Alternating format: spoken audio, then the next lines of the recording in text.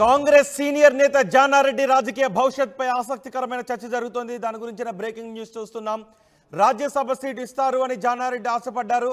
అవకాశం ఇవ్వకపోవడంతో జానారెడ్డి భవిష్యత్ ఏంటి అనే చర్చ జరుగుతోంది.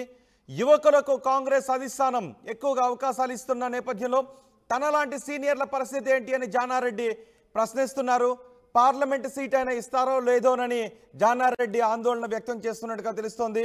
నల్గొండ పార్లమెంటు సీట్ను జానారెడ్డి ఫ్యామిలీ ఆశిస్తోంది.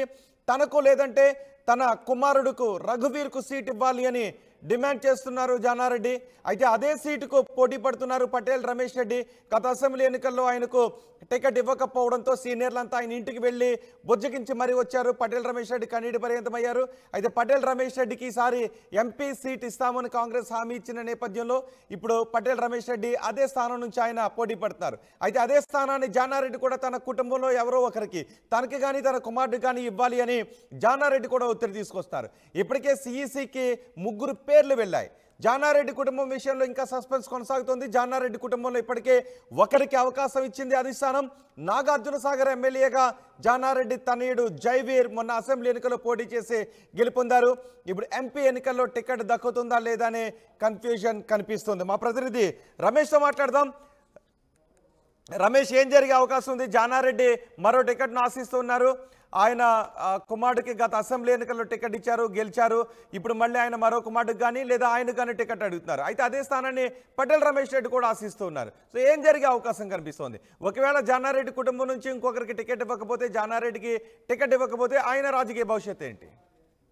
రైట్. తెలంగాణలో కాంగ్రెస్ పార్టీలో సీనియర్ నాయకుడిగా ఉన్నటువంటి జానారెడ్డికి మంచి గుర్తింపు కూడా ఉంది. అదేవిధంగా ఎట్ ఏ టైం పిసిసి అధ్యక్షుడు సీఎం రేవంత్ రెడ్డి కూడా మొత్తం కూడా ఆ జానారెడ్డిని ఉపయోగించుకోవాలని చూస్తున్నటువంటి పరిస్థితి కనిపిస్తుంది. గతంలో కూడా ప్రణాళిక బోర్డు చైర్మన్ పదవి కూడా జానారెడ్డికి దక్కి క్యాబినెట్ హోదా వస్తుందని కూడా ఊహించడం జరిగింది. ఆ తర్వాత ఆ రాజ్యసభకు అయినా కానీ అవకాశం వస్తుందని కూడా అన్నటువంటి పరిస్థితి. కానీ ఇప్పుడు మొత్తం మీద గతానికి కాంగ్రెస్ పార్టీకి ఇప్పటికీ చాలా పరిణామాలు కనిపిస్తున్నాయి. ఎక్కువగా యువతను ప్రోత్సహిస్తున్నటువంటి పరిస్థితి కనిపిస్తుంది. యువరక్తాన్ని ప్రోత్సహిస్తున్నటువంటి పరిస్థితి అయితే కనిపిస్తుంది. ఎందుకంటే మన ఎమ్మెల్సీలో బల్మూరి వెంకట్ ఆ నేతను కానీ, అదేవిధంగా నిన్న జరిగినటువంటి అనిల్ కుమార్ యాదవ్ ని అంతా కూడా యువరక్తాన్ని చూస్తున్నటువంటి పరిస్థితి కనిపిస్తుంది. అలాంటి సీనియర్ నేతలకు ఆ చోటు లభిస్తుందా లేదా అనేది అయితే ఒక సస్పెన్స్ గా మారిందని చెప్పొచ్చు. ఇక ఆ చివరి దశలో నల్గొండ పార్లమెంట్ పై కూడా ఆ జానారెడ్డి ఆశిస్తుందని జరుగుతుంది. అయితే అదే రీతిలో కూడా జానారెడ్డి లేకపోతే జానారెడ్డి కొడుక ఆ ఇద్దరు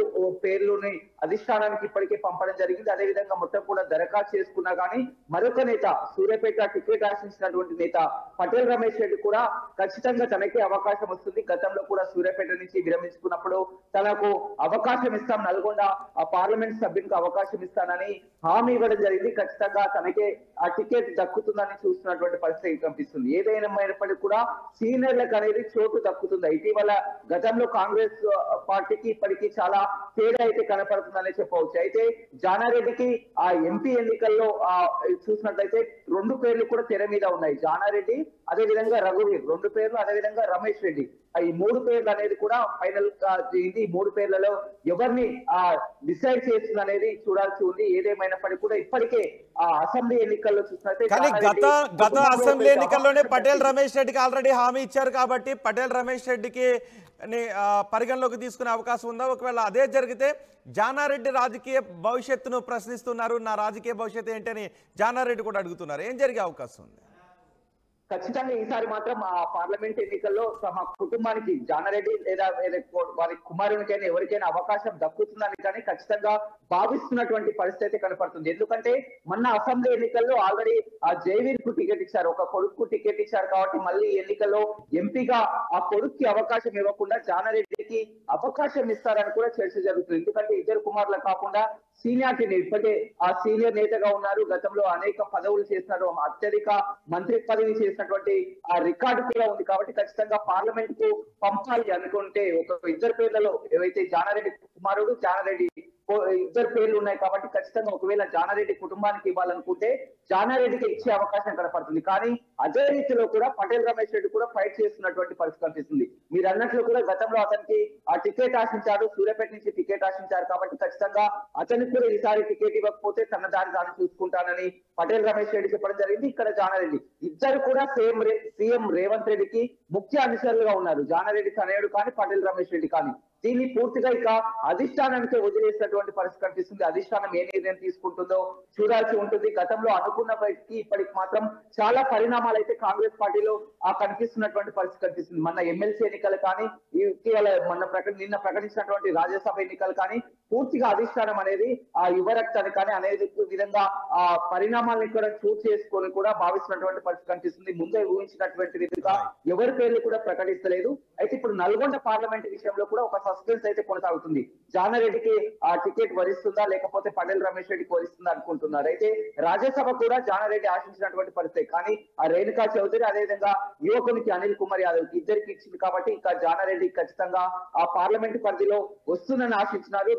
తనకు లేకపోతే తన కుమారునికి అవకాశం ఇవ్వాలని చెప్తున్నటువంటి పరిస్థితి అయితే కనపడుతుందని చెప్పుకోవచ్చు. రోహిత్ రైట్ రమేష్, జానారెడ్డి రాజకీయ భవిష్యత్పై ఆసక్తికరమైన చర్చ జరుగుతోంది. రాజ్యసభ సీట్ ఇస్తారు అని జానారెడ్డి ఆశపడ్డారు, కానీ అవకాశం ఇవ్వకపోవడంతో ఆయన రాజకీయ భవిష్యత్తు ఏంటి అనే చర్చ జరుగుతోంది. యువకులకు కాంగ్రెస్ అధిష్టానం ఎక్కువగా అవకాశాలు ఇస్తోంది, యువకులను ప్రోత్సహిస్తోంది. అలాంటి సమయంలో అలాంటి పరిస్థితుల్లో తనలాంటి సీనియర్ల పరిస్థితి ఏంటి అని జానారెడ్డి ప్రశ్నిస్తున్నారు. పార్లమెంట్ సీట్ అయినా ఇస్తారో లేదోనని ఆందోళన వ్యక్తం చేస్తున్నారు. నల్గొండ పార్లమెంట్ సీటును జానారెడ్డి ఫ్యామిలీ ఆశిస్తోంది. తనకు లేదంటే తన కుమారుడు రఘువీర్కు సీట్ ఇవ్వాలి అని జానారెడ్డి డిమాండ్ చేస్తున్నారు. అయితే అదే సీటుకు పోటీ పడుతున్నారు పటేల్ రమేష్ రెడ్డి. ఇప్పటికే సిఈసికి 3 పేర్లు వెళ్ళాయి. జానారెడ్డి కుటుంబం విషయంలో ఇంకా సస్పెన్స్ కొనసాగుతోంది. జానారెడ్డి కుటుంబంలో ఇప్పటికే ఒకరికి అవకాశం ఇచ్చారు. నాగార్జున సాగర్ ఎమ్మెల్యేగా జానారెడ్డి తనయుడు జైవీర్ గెలిచిన నేపథ్యంలో మరో కుమారుడికి ఈసారి ఎంపీ టికెట్ ఇస్తారా లేదా అనే చర్చ జరుగుతోంది. పటేల్ రమేష్ రెడ్డికి ఇస్తారా లేకపోతే జానారెడ్డి కుటుంబంలో ఒకరికి టికెట్ ఇస్తారా అనే సస్పెన్స్ ఇంకా కొనసాగుతోంది.